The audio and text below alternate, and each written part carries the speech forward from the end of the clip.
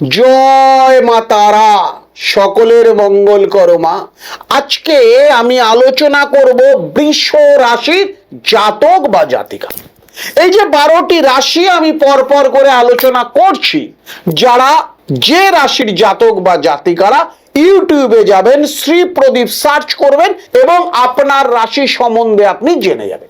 যাদের কাজ দীর্ঘদিন ধরে আটকে আছে, যারা জীবনে আজকের ডেট অবধি কোন রকম ডেভেলপমেন্ট পাননি, যারা জীবনে কাজের পদোন্নতি হয়নি, কি করবেন?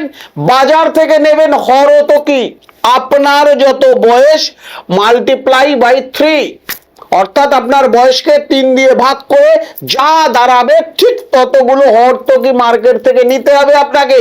এবং যে মন্ত্র বলছি সেই মন্ত্র বলে এই হরতকিটি কোন রাধা কৃষ্ণ মন্দির অথবা কোন শিব মন্দিরে দান করে দেবেন। মন্ত্রটি খাতা পেনে নোট করে রাখুন। ওম গোপালায় উত্তর ধ্বজায় নমঃ। এই যে মন্ত্রটি, এই মন্ত্রটি বলে কোন রাধাকৃষ্ণর মন্দিরে অথবা কোন শিব মন্দিরে দান করে দিন শ্রাবণ মাসে। আপনার জীবনের সমস্ত বিপত্তি দূর হবে। সুস্থ থাকুন, ভালো থাকুন। অবশ্যই পরের রাশিকে জানতে চ্যানেলটিকে সাবস্ক্রাইব করুন অথবা ফলো করুন। আপনার মতামত জানান। সুস্থ থাকুন, ভালো থাকুন।